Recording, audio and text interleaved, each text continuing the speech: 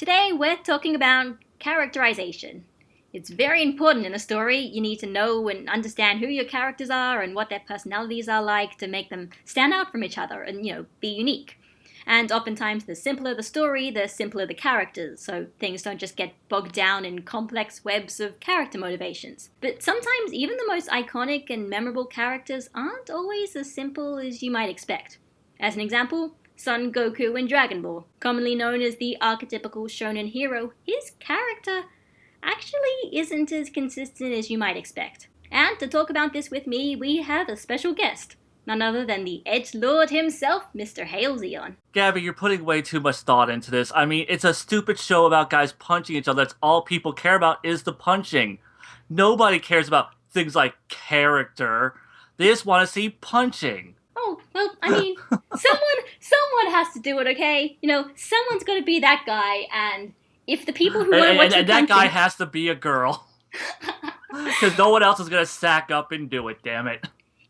People might, but those people don't necessarily have YouTube channels, so that's something. Alright, so yeah, if you guys haven't heard of Hail Zeon's channel, you should check it out. He does videos about anime and movies, and is probably most well known nowadays for his No Mercy Dragon Ball Super reviews, where he doesn't hold anything back. If he thinks something is bad, he'll tell it to your face. That's where that whole edgelord nickname comes from, so don't say I didn't warn you. So anyhow, Goku and his characterization within the franchise. To start this discussion off, this whole video was actually triggered by something brought up by Herms, who's been live tweeting all of Dragon Ball and Z from start to finish. And so he was bringing attention to a moment in the Saiyan Arc where, after Raditz explains that his comrades are even stronger than him, Piccolo asks Goku if that excites him, and Goku replies that it doesn't. It actually just makes him more scared than excited.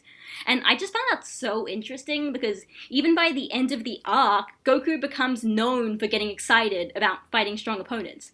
Heck, that trait becomes so strong that it actually causes problems for everyone else later down the track, and yet here in this situation, it is not true at all. So that made me start looking at Goku's character and trying to work out why it would be that way. Are these character traits that Goku was famous for really that consistent throughout the story? So, Zeon, what do you think? Do you think Goku's character is consistent? He fluctuates a lot, and it's really just seems to be because Goku's such a simple kind of dullard archetype of a character. He's kind of flexible in the things that Toriyama will let him get away with. It's oh well, Goku needs to be really a punch happy idiot. So and really he just gets to be whatever the story necessitates him to be. But yeah, there's a lot of moments where it's just that doesn't really correlate to how he was acting previously. Some things you could chalk up to, well, that's Goku's development and he's having certain revelations, but then other elements kind of come out of nowhere and don't really line up with what we've seen previously or afterwards. Yeah, sometimes different character moments just kind of almost just character almost flaws that seem to be created just for that specific scene, and then sometimes it's not something that's alluded to before, and sometimes it's not something that's alluded to afterwards. No sense of continuity there. Pretty much Goku from the beginning of Dragon Ball.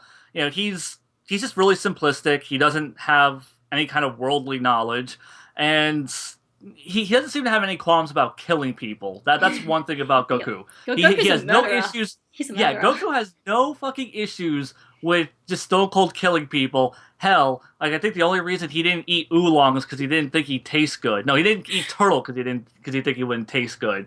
God, so Goku could have actually killed Turtle. He would have been the first arc, and Goku's death count would have already been Yeah, so Goku does not necessarily value life.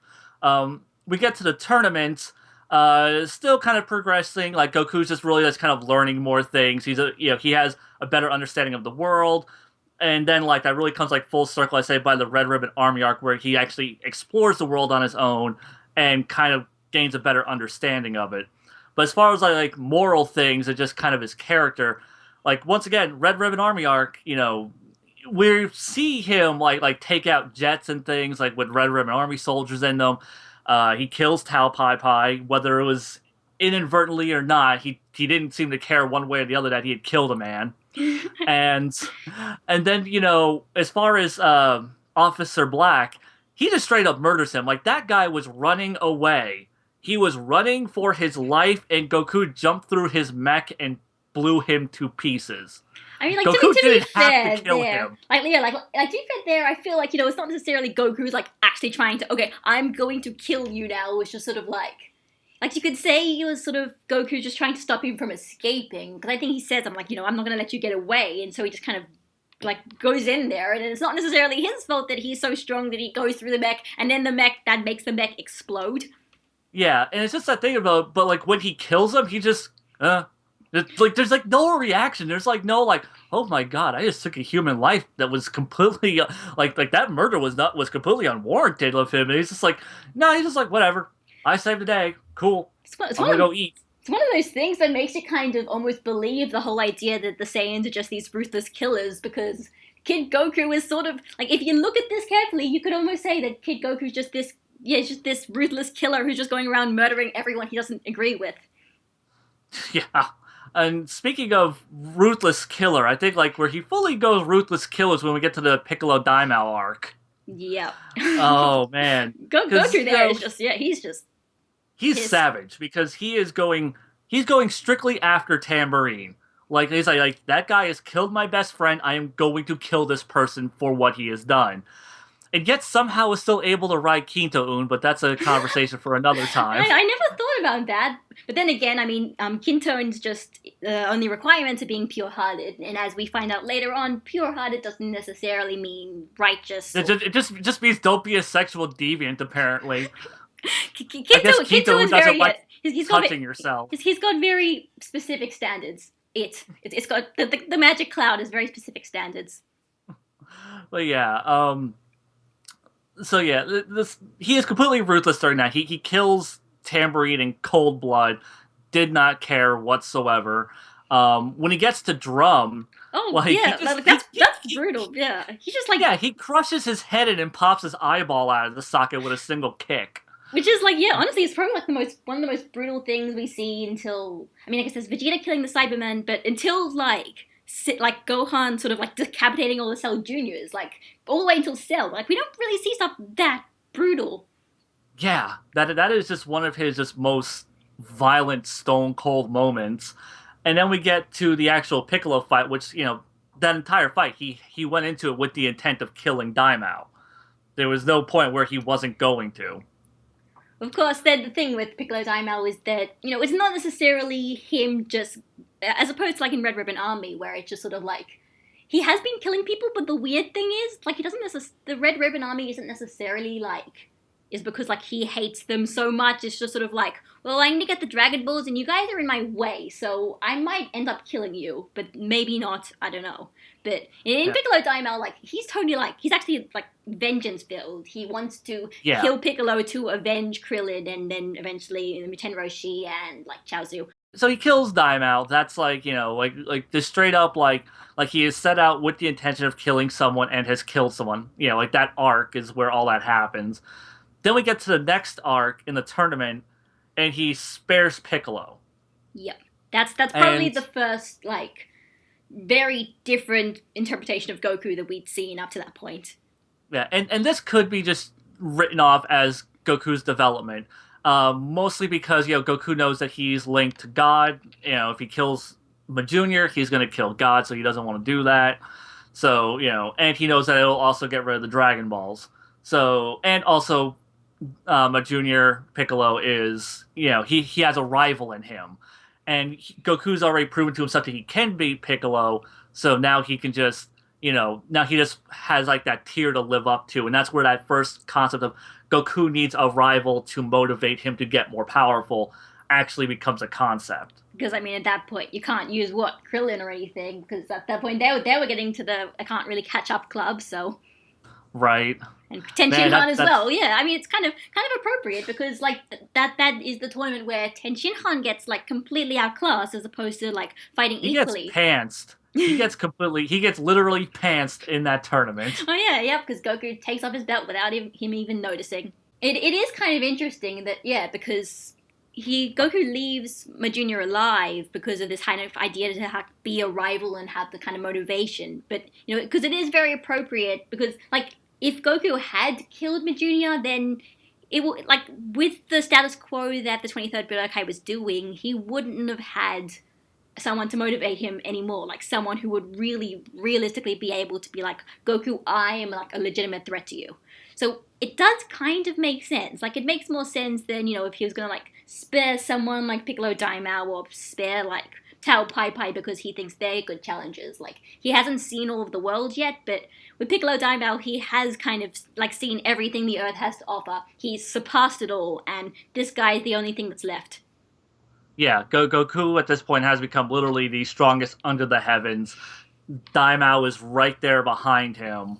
So yeah, it is, it really starts to show, like, first off, like Goku's his more selfish nature to Goku, that he is more concerned with increasing his own power than he is, like, protecting the world or saving people. Well, I mean, he really is more out for his own goals. With Piccolo Daimao, he wasn't really doing that for the sake of saving the world. He was doing that because he wanted revenge against all of the people who he killed that were personal to him. Like, I think that's the thing, Red Ribbon Army could kill, like, he killed Bora, and he's like, I'm going to bring you back to life. But, it's not like, oh my god, you're so evil, this is so evil that someone died, I am going to, like, lose myself to rage, like I am, again, like, when Krillin dies and stuff like that, and later on in the series, many other times when my friends die and stuff.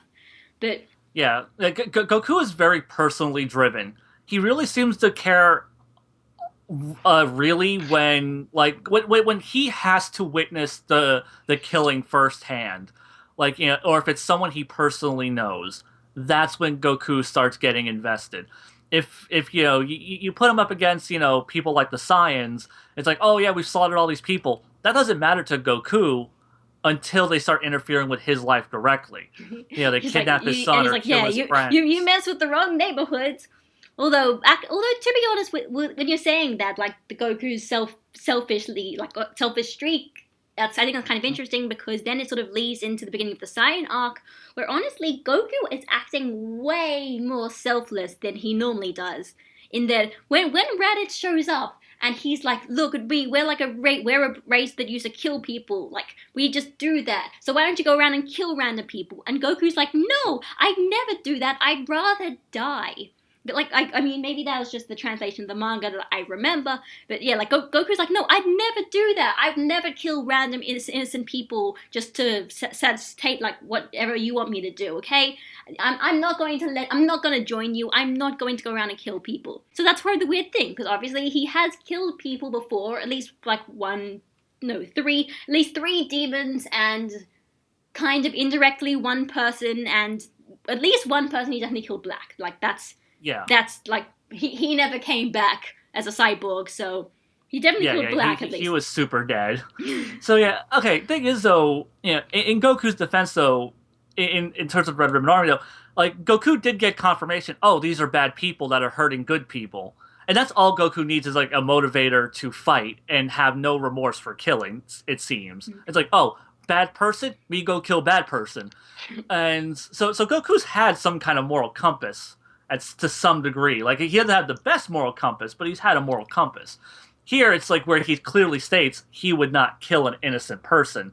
That's like, he kills, strictly bad people he perceives as bad. I guess you could say maybe this problem with, like, the reason why it's kind of a bit strange is, like, the way that Dragon Ball kind of presents the Red Ribbon Army, and that they're...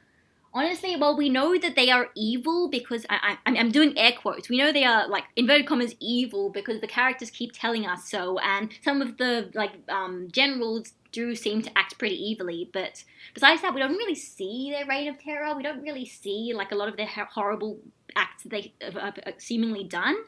So it's really, like, just Jingle Village. Jingle Village is, like, the only thing where you really get to see them be terrible. It's just strange, because, Goku doesn't really react to that with the same sort of, like, brevity that you see him react to something like Raditz. It's sort of like, oh no, poor Jingle Village. Well, I'm gonna go to Muscle Tower, and I'll just save that guy for you then.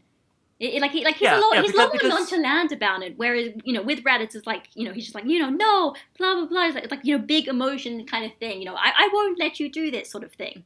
I think that mostly comes from Goku's perception of the world. It's just like, oh, well, bad guys do bad things, take good people. I go save good people and take down bad building. Like, it's very, very simplistic in Goku's mind. Here, it's just like, bad guy is telling him to go kill good people. and he isn't going to do that. Like, Goku is very clearly drawn a line for himself. And even though we're saying that this isn't always intentional, it could also be that yes, in Dragon Ball, Goku is a kid. By the Z era, Goku is at least like in his early 20s. So maybe he has matured a little bit to the point that he has maybe more of a moral compass or less of a moral compass. Like actually trying to work out if Goku becomes more or less selfish during the Z era is probably it's difficult, and we're probably going to work it out maybe by maybe Chi-Chi domesticated him. But only sometimes, because at that point we eventually Goku starts acting even more selfish than ever before. True facts. So then we get to the Saiyan Arc, and then the whole, as I was saying, the whole thing about Goku is kind of scared for the idea that Nappa and Vegeta are even stronger than Raditz. He doesn't even know if he wants to keep fighting guys stronger than him. Until he starts fighting Vegeta, and then he says that he is getting excited now. Yeah, because we get the Raditz, and he's straight up terrified. Like he's trembling and he's scared. So like that was like this big thing. It's like, oh, because Goku has never faced anyone whose power exceeded his own this much. The thing is, I think this is really where like sensing ki came into effect as well. Like being able to sense just how powerful someone was, because prior to this, I mean, they could always sense ki, but like when he faced Tao Pai Pai, he had no clue how much stronger Tao Pai Pai was than him. When he faced Daimao, he had no clue how much stronger Daimao was in comparison to him. He could sense his presence, but he couldn't sense like just the scale of his power. Here, it seems either Toriyama is fleshing out this concept of ki and being, now that they can sense the scaling of it, or Toriyama's just making shit up as he goes, as Toriyama do.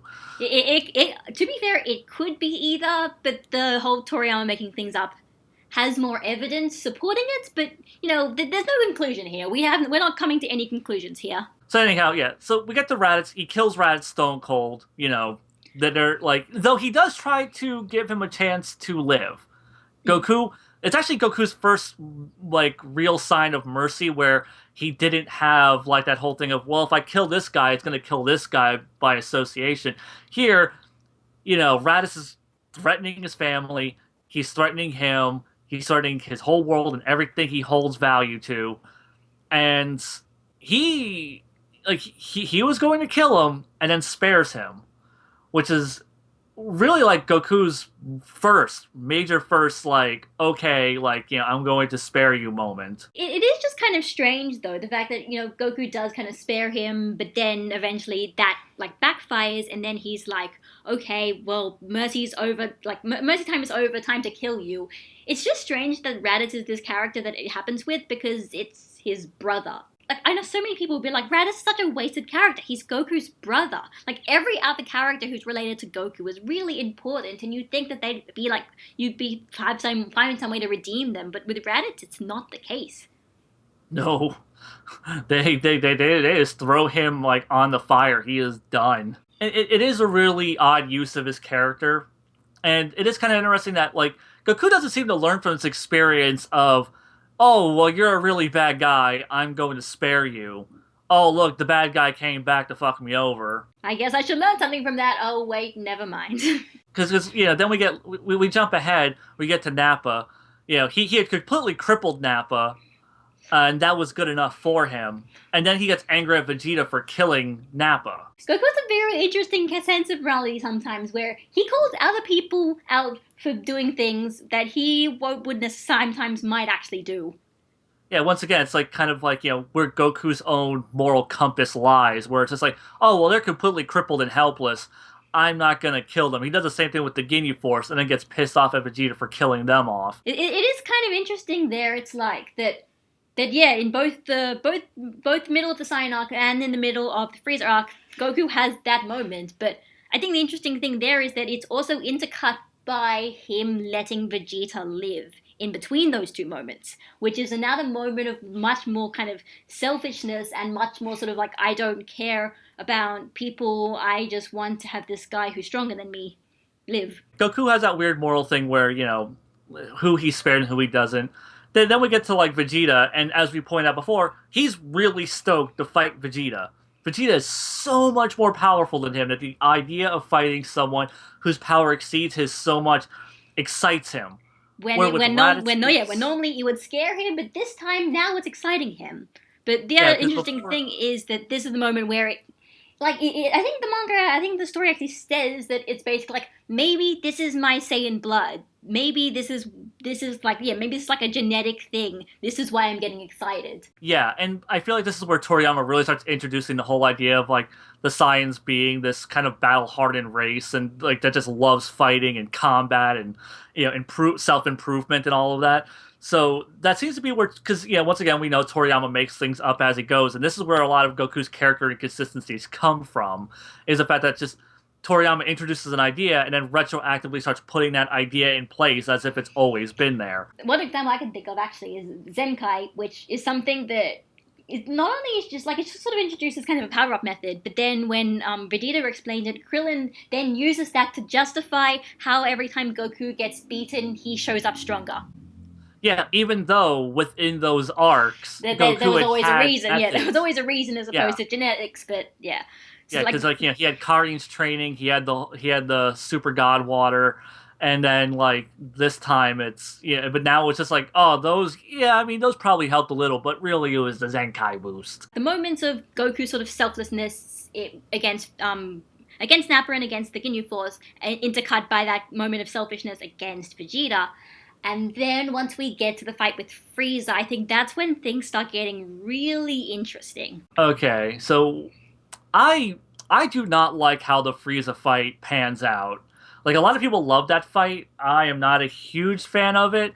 But like, the big things for me that kind of messed that fight up for me is Goku's whole, like, I'm going to spare you. Like, I'm done fighting. It's just like, what? That just seems to contradict everything about Goku's character up until this point, where he just goes, yeah, I've proven I can beat you. I'm done. Which I guess kind of, fits in with Goku's concept of he wants a challenge, and Frieza was no longer a challenge. And this also goes into his horribly selfish nature of, I guess you can just go ahead and do whatever you want, go kill people elsewhere. As long as I don't have to actually see you killing people, I don't care. Yeah. Which really makes Goku one of the worst fucking protagonists in shonen hero history. Well, he's the most selfish, not necessarily like the worst, because, how do you judge someone's protagonist level? There's no, like, way to rate this. When you let Space Genghis Khan, like, out into the universe to go kill and slaughter and conquer as much as he wants, as long as he doesn't fuck with your house, that's pretty terrible. But for me, I think the most interesting thing about the Frieza fight is that it uses the same plot point as Piccolo Daimao, in that the villain kills Krillin, and that basically triggers Goku's berserk button when he suddenly stops, like, he suddenly just gives in to anger and is suddenly just so much obsessed with rage and killing and trying and everything like that. So obviously with Piccolo Daimao, he just gets enraged, but in Frieza, he actually transforms into a Super Saiyan for the first time. It's just, so it's like, it almost sounds like the way that it's going about, it's like the same situation, but then at the end, everything just kind of changes, completely turns on its head. Instead of killing Frieza, he lets Frieza go. And obviously, while he does end up, like when Frieza tries to attack him and then Goku kind of tries to, like, send it back at him, and that seems to kill Frieza, but then, of course, like, only a few chapters later, we find out that Frieza is actually still alive. And that maybe Goku could have killed him, but then he didn't, or I don't know. Yeah, I mean, but I think it's still, like, I don't think Goku intended to spare Frieza in that moment. And the thing is, though, the fact that he spares him twice is the weird thing to me. Because it just shows that, like, he doesn't learn from the Raditz situation. He didn't learn from the Vegeta situation, where, like, he let Vegeta go, and then Vegeta was going around killing Namekians. Even though, like, they were temporary allies, but it was only an alliance out of convenience. Yeah, it's not like Goku could have known. It's not like Goku could have known that. Despite what the Funimation dub may say, it's not like Goku could have known that Vegeta was going to join their side eventually after many years. In fact, in the sub and in the manga, Goku says, like, I don't think he's going to be like Piccolo. He's pure evil to the core. But I still want to let him live. And with Frieza's even worse. Once again, galactic tyrant, and he spares him twice. That is like just the weirdest thing. Yeah, and not only that, I think also there's this thing. I mean, the manga especially capitalized this, but when he kills Frieza, he gets no satisfaction from it. Like there's this really great picture of Goku's face. Maybe if I'm actually going to edit this later on, maybe I'll show you the picture. This panel of Goku, and he's just got this like look of just pity and just like, I had to do this in the end, and I'm not satisfied from it. Whereas when he kills Piccolo, he's like, oh, yes, I did it. I finally did it. I've just broken through this limit. I've beaten this guy. This is great. But with Frieza, there is nothing like that. Yeah, I feel like with the Frieza thing is just, it kind of, I guess that goes back to Goku's character of killing helpless people that he developed post-killing Black, where, he was so above Frieza's power at this point that, like, when he actually had to off him, he was just like, I don't know, he felt some sort of weird guilt about it, even though Frieza was a fucking monster. And once again, it goes into Goku's weird moral boundaries and, like, where he draws a line. Yeah, what is it saying, that Goku doesn't get any sort of satisfaction from winning unless it's an actually hard-earned fight? Because that would kind of contradict a lot of stuff that's happening, like, later on, and even stuff in kind of, like, Super. Well, when we get to Buu, it'll kind of connect there, where he just goes, I'll go let the kids fight you. Because it just wasn't a fight worth his time. Just before we end off the Frieza thing, I've sort of headcanoned possible reasons as to why Goku acts so differently, and I think it was essentially kind of a sort of an intentional thematic choice about sort of pretty much trying to highlight why Goku specifically was the Super Saiyan, why he was the legendary warrior, and why he was so different from every other Saiyan, and by every other Saiyan I mean Vegeta. I mean, that's just kind of my sort of theory. I did a video about it. I'll probably link to it in the descriptions. Like, I think there was a reason for it. There wasn't just Toriyama just forgetting about Goku's character, but at the same time, it could have been implemented a little bit better, perhaps. Maybe a bit more organically to his character, as opposed to it just kind of feeling like a 180, at least for this arc. Right. Okay, so Frieza arc ends. We get into the artificial humans. And once again, we start seeing that really, really terrible selfish side to Goku. It's the Cell arc, I think, is specifically where it really, like, that starts becoming, like, this is Goku's defining trait, that he's kind of really an asshole. Yeah, because... it's just like, because Bulma has that whole idea of, we'll just, find out where Gero lives, and we'll just take Gero out before he can make the artificial humans. And we'll save the world before he can even destroy anything. And they're like, nope. Nah, I want to fight these guys. It's like they're going to kill a lot of people. Yeah, but Bulma, I really want to fight these guys. But Goku, lots of innocent people are going to die. But Bulma, we have fighting, and we have the Dragon Balls, right? So if anything bad happens, yeah, it's just God, that should have been like a thing in the bridge. Like, that should have totally been a thing in the bridge. Just right, like having like Goku totally be like that. Yeah, it's just they just don't want to deal like Goku very specifically does not want to do anything to Gero until he gets to fight the artificial humans proper, and. Of course, we see how all that backfires in his face. He gets the heart virus during the fight instead, and everything just goes tits up in that situation. And then Goku, honestly, even after that, he just continues making stupid decisions. Like decisions that aren't even selfish. Decisions that are stupid. Like, giving Cell a senzu. I mean, what was going through his mind? I guess it must have just been like, not understanding the entire situation and sort of being like, oh, no, look, guys, Gohan can totally deal with this. Look, I'll show you. I'll make him go into full power, and then even after that, Gohan will still beat him. Look at this, guys. This is going to be so cool. There's so much that's so wrong once you get to, like, the Cell stuff, because, like, once you get to the Cell games, Goku's just like, I'm just going to spend the next 9 days relaxing. It's like, why? Like, everything about that just seems to like spit in the face of everything Goku stands for. This is where his character really starts kind of breaking here for me, because he has no interest in surpassing his personal limits.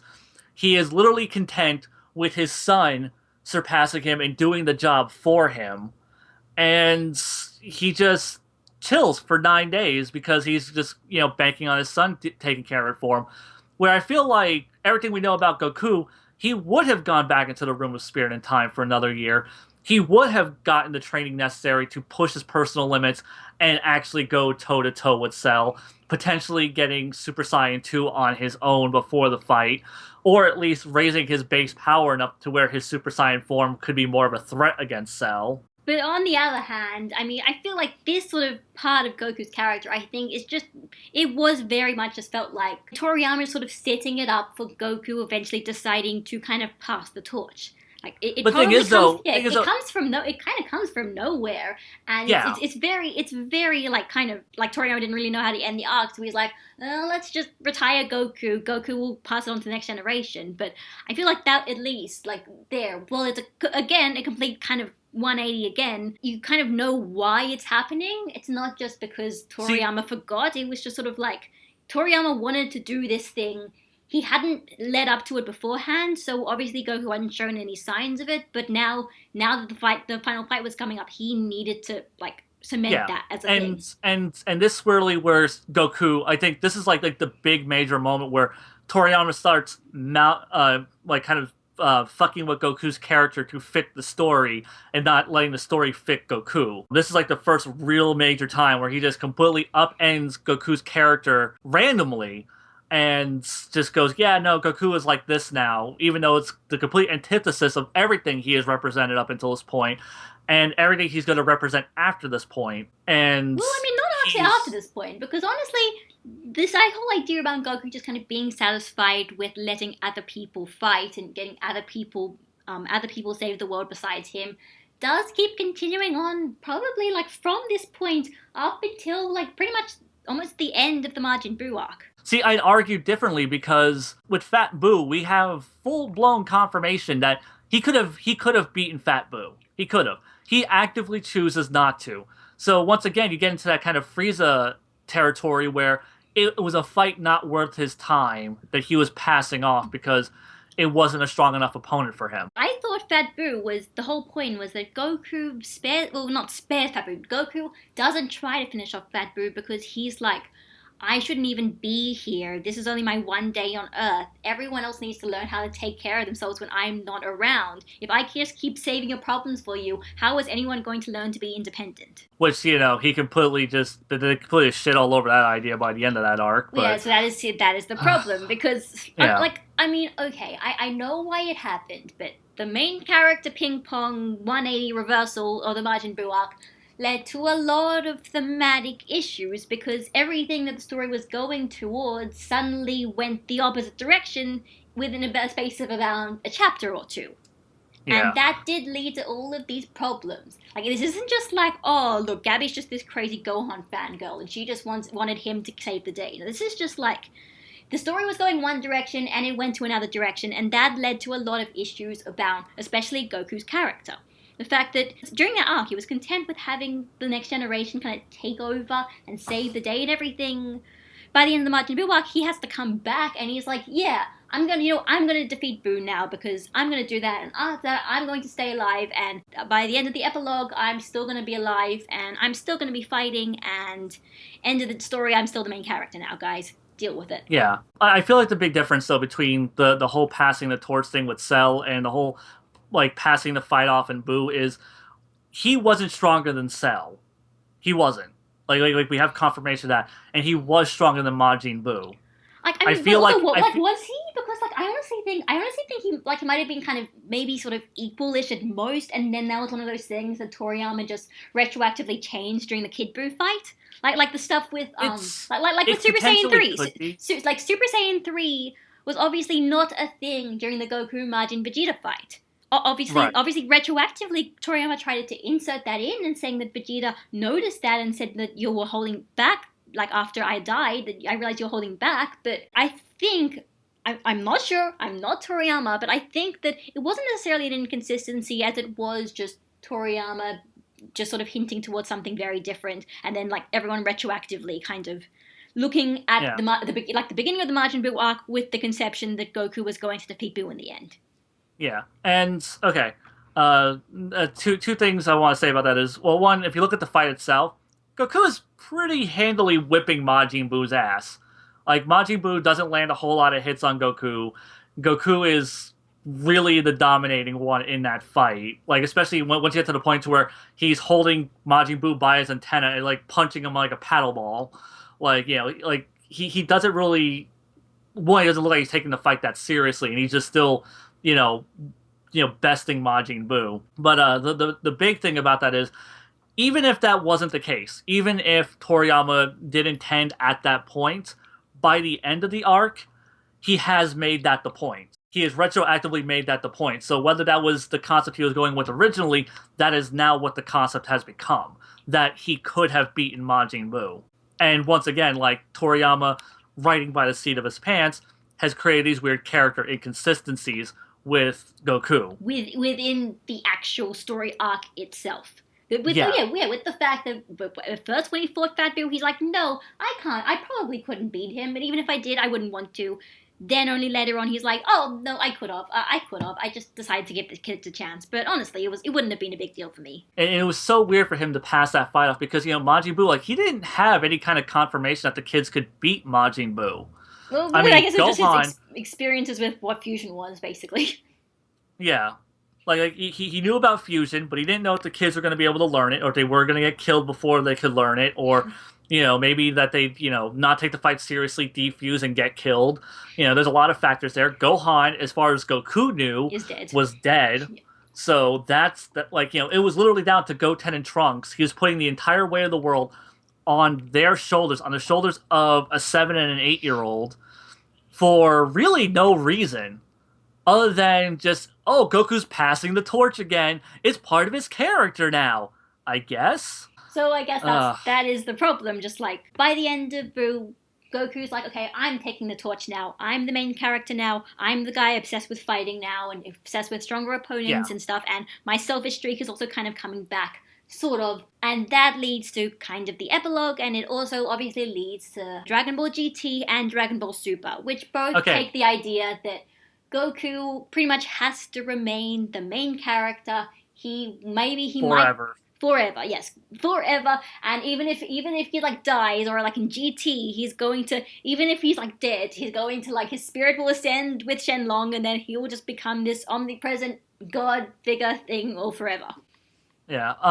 I do want to bring up one more character inconsistency with Goku, or just this weird hypocrisy.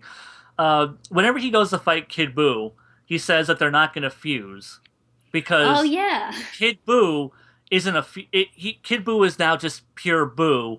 He is not he's not combining with anyone, so they're not going to combine with anyone. And that would kind of make sense from a weird Saiyan logical standpoint if it wasn't for the fact that, like, the reason he passed off the fight to Majin Buu in the beginning was so Goten and Trunks could fuse. He didn't know that Fat Buu was a combination of other people. I thought it was just that Goku just didn't want to fuse because he could have beat him without it. And it's like that Goku thing that a win is only a win that he's satisfied with if he actually has to struggle. Yeah, no, it's whenever they shatter the earrings, and, like, Vegeta says something about, like... Well, I mean, Vegeta's the one who shatters the earrings. He's just like, I'm not... the one that shatters the earrings. Yeah, he's like, I'm not fusing with you again. Goku definitely had a line about, like, Majin Buu's fighting by himself, so should they. And they, like, Majin Buu wasn't fighting combined with anyone, so they shouldn't combine. And it was this weird bit of logic that Goku had. I don't remember this, but maybe this was the thing. I'm going to trust you on this one. But yeah, that's how I remember that whole thing going on, and it's really kind of weird that... But either way, even if that wasn't Goku's logic, the fact that he was fine with fusion, then not fine with fusion at the flip of a coin, and it was really weird. Even though Kid Buu completely kicks the shit out of him when he's a Super Saiyan 3. He's pretty much like, Vegeta, we've got to fuse. It's the only way we can beat Buu. But after that, it's like, oh, well, if we can win without fusion, then sure. I just won't do it. Yeah. Once again, it's like, let's not do the simple option, the option that's going to, like, just do this thing. Let's get the option that will give us the best fight. Right. Ugh. In almost kind of like meta level way. It's just like, hey, we've got to do the option that will give us the best fight for the audience, so we get to see the most exciting battle. The battle with the most stakes, even though the stakes are kind of made up. Right. And then we get to, I guess, we'll just go in chronological order. We get Super, and, Super Goku has, goes to main character town here. yeah, Super He is hasn't straight really up main character. Super hasn't really done anything new with Goku's character. Anything He that they forfeited a fight. That actually, okay, he forfeits the fight outright in Battle of Gods. That infuriated me to no end. Because I'm like, why? Why did he forfeit the fucking fight? Like, he just went Super Saiyan 1. He had this big old God boost to his base key, and then he didn't even go like full Super Saiyan 3 and just go all out and completely burn himself out. At least in Super, he does burn himself out completely to a point he can't even stand anymore. The way they did it in Battle of Gods was infuriating, where he just forfeits. He forfeits. And then we get to Frieza, where he learns a lesson. He learns a which lesson is so he didn't okay. need a lesson. Okay, I'm sorry. I am going to rag on Super because I just remembered. Okay, at the beginning of the very first episode of Super, Here we go. Goku says, Bring out popcorn. yeah, Goku says that he needs to keep training because he couldn't beat Majin Buu on his own, and he never knows when a stronger opponent is going to show up. Beer shows up. Goku is constantly warned about beers, and still has this smug, arrogant, I'm gonna face him as a Super Saiyan 1. And it's this bullshit thing that Goku, like, and I guess, like, Goku's supposed to, like learn humility in both the movie and in the arc. But then... he doesn't learn it in the next arc. Yeah, doesn't learn it when Freeza shows up.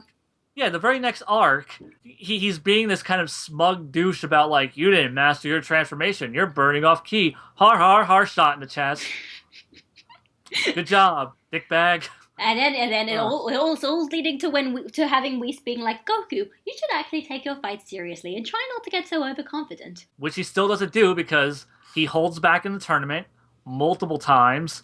Then he goes ridiculously all out to the point where he almost kills himself for a tournament with no stakes, only to forfeit that match because reasons. And then, most recently, he's fighting Black as a Super Saiyan 2. Like, yeah, that is just... Yeah, obviously Goku isn't keep having the same character arc for Goku. Goku keeps holding back. Goku needs to learn to take the fight seriously. Goku keeps holding back. Goku needs to learn to take the fight seriously.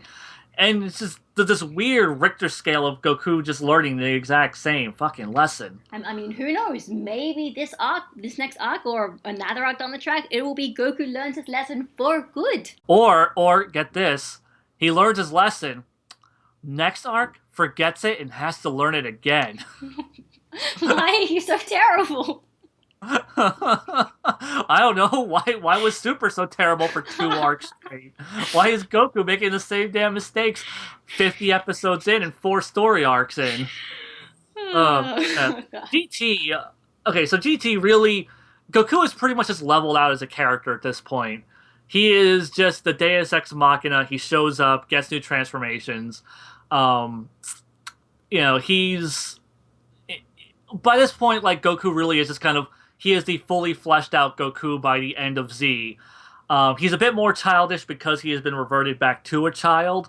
But other than that, because you do get the nice dichotomy between Goku's Super Saiyan 4 form, where he is no play, all business, and then Kid Goku, where, he is sillier and more relaxed and doesn't take the fights as seriously.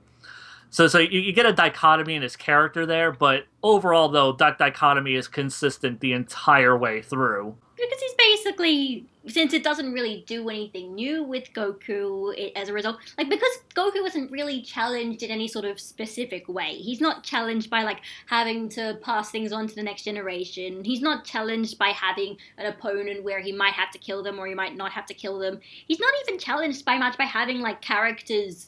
having the villains get him to a point where he gets consumed by rage. Yeah, I would say, the only really big defining moment for Goku in GT would be just the end, where, he has clearly sacrificed himself for the greater good and is gone for 100 years. Is he gone? Is he gone? I don't know, if you pick up any fanfic that's written post-GT, Goku magically comes back for some stupid asinine reason. But I mean, the whole point of GT ending is, it was that finality. Gynax ending? It can mean whatever you want it to mean, kind of thing. Yeah. Yeah, it was that ambiguous, But like thematically, the whole point of it was Goku is gone, but there is a new generation to pick up from where he left off. And that even though we don't have a Goku here anymore, we do have others that can pick up the reins and protect the future generations. And that's like a nice closure point for the franchise and Goku as a character. Goku gets to like finally be like, yeah, okay, they got this. I'm good. Which is basically what he wanted at the end of the Cell games anyhow. Before he changed his mind and Toriyama. Oh, right. And became a god. And then became like a god. And a god beyond a god. Like a Kaioken times 10 double god. Ice cream scoops, different flavors. With syrup and nuts on top. I think we've gone through, dissected the entire series pretty much. Yeah. I mean, we've gone for almost an hour, but before we actually wrap this up, just want to just have like one thing I want you to answer. So, obviously we have realized Goku has a lot of inconsistencies. Goku has an inconsistent character. He can have traits, like several traits within him at the same time that contradict one another. Now, could this be good? Like, is this good or bad? It would be good if it were more consistent and if there were foreshadowing for these changes in Goku's personality. And like when you have like the whole him passing the torch at the Cell games, if that had build up, and also if he didn't have to like cheerleader Gohan onto victory. Yeah, I actually honestly have always had a bit of an issue with that, but yeah, the fact that because Gohan still doesn't do that on his own. So the fact that Goku is content with leaving the world in Gohan's hands, even though Gohan needed to be basically mentored the entire fight, like the entire beam battle, it was just kind of like a weird moment, to just be like, yeah, I'm just leaving it to you guys. I'm bad news, even though the entire foundation of the artificial human arc is a world without Goku is a world in constant peril. I mean, I did a whole video about... God, I keep just plugging my videos in this. I mean, like maybe you could say it's just essentially... It was Goku realizing that, obviously, while the world went to shit without him, also, the world can go to shit with him as well, because that's how the artificial human arc started in the first place. I mean, at points, Goku is a really cool, interesting character. I do just wish that, like, certain things, like his actions in the Cell games were foreshadowed more, like Goku kind of coming to terms, like if the story arc had been written around Goku coming to terms with he isn't needed anymore because he can be surpassed, that would have been an interesting direction for his character. And then with that was the intention. That was the intention. It just wasn't handled perfectly. Yeah, which is a funny arc to do that in, huh? Oh. So, and Majin Buu, that was a complete clusterfuck for his character. And then, as we said in Super, he's just been going up and down, learning the exact same lessons and making the exact same mistakes. But then again, Super hasn't really tried to mess with the status quo in the first place, so that would include Goku by an extent. Yeah, but I mean, I feel like Goku was never such a Richter scale as he was as he is in Super. Where but we also haven't had three major arcs in such short succession. True. So yeah, I guess we'll just have to see how things pan out for Goku and Super. Maybe they'll start doing things with him, or they're just going to keep the status quo of he fucks up, he learns his lesson, he fucks up again. But yeah, Goku, he isn't a terribly written character. I would never say that. A lot of his progression does make sense, and I realized this like even during this conversation that certain parts of his character, there is parallels and things like, oh, okay, like there is a consistency to him. It's really only when you get to the Cell games. Well, there's the whole being terrified of Raditz and being excited about Vegeta.